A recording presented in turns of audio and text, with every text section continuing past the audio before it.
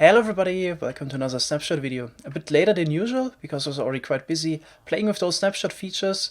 We made an AFK clay farm, and I will also release a video about that later. So in this video I just want to quickly sum up what happened in the last snapshot. It was actually a pretty good one in my opinion. The raid finally got a meaning. So previously there was really no incentive to start a raid, but this changed with this snapshot. The raid system itself also was slightly changed. Now the number of waves that would attack a village depends on the difficulty. On easy it's 3, on normal it's 5, and on hard it's 7. Also the type of villagers of course depends on the difficulty and the waves. Zizuma in his video summed it up pretty good, what type of villager you can expect in each wave. I think also the wiki by now has that information. As before, a raid is starting by killing one of the patrol villagers with the banners and getting the bad omen effect. Then if you get close to a villager, so it doesn't need to be one of the pre-generated villages, the raid would start. And also interestingly now, if the raiders would be successful, or the villagers, with the help of the player, would successfully defend the village, both parties would celebrate. So let's maybe in this case let the attackers win. Yeah, here they're coming. So in this case they just have to destroy the bat as far as I know and kill all the villagers. Okay, this shouldn't be too hard.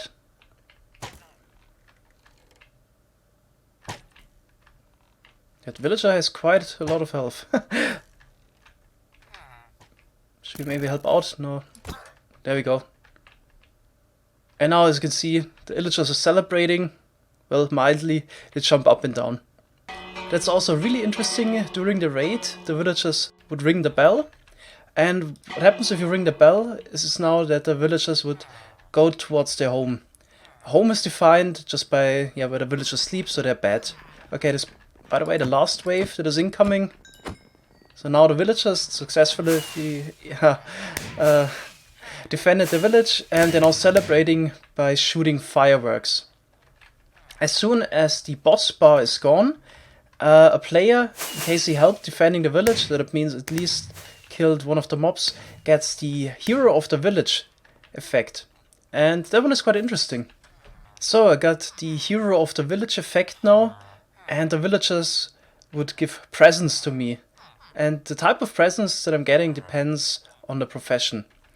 So I got 4 stonemasons here, and I already got 4 clay blocks. This is actually also the most interesting gift in my opinion, because clay becomes renewable now. Also, of course, the basis for the clay farm that I made and will show later. Let's also maybe quickly mention what you get from the other villagers. From the baby villagers, you actually get poppies. From the unemployed villagers, wheat seeds. The leather worker gives you leather, and so on. I think I'm gonna also sum that up in the video about the clay farm. So another interesting one, just to mention it now, would be a cleric villager. They could give you lapis lazuli, which also now becomes renewable outside of trading. But there's more good news. Villager breeding works again, and it's easier than ever before. So all you need now is a pair of villagers, and as before they need some food in order to be able to breed, and you need basically provide them with a home.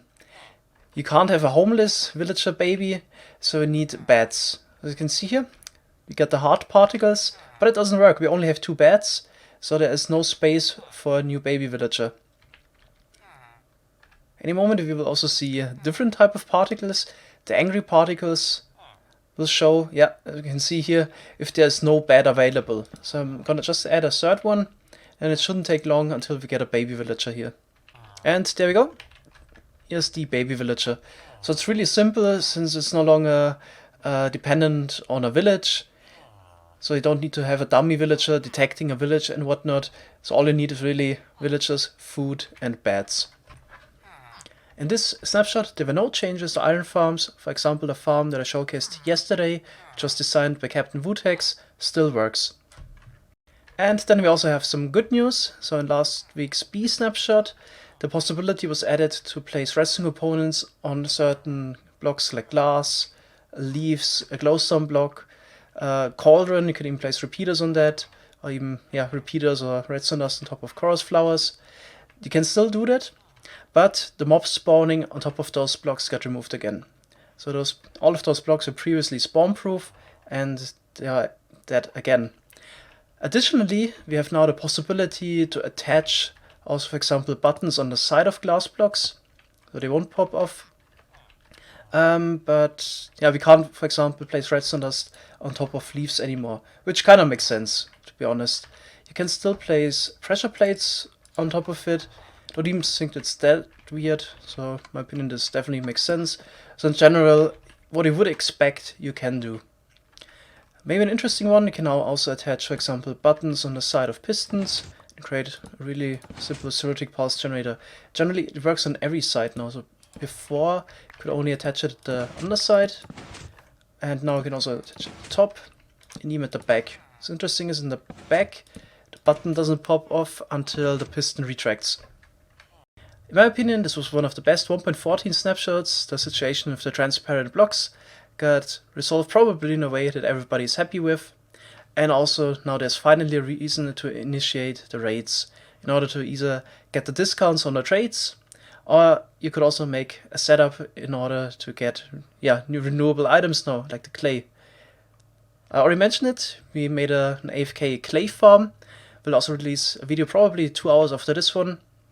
You can already check it out actually on Docm's channel. He was on a server today and also quickly showed it in his video.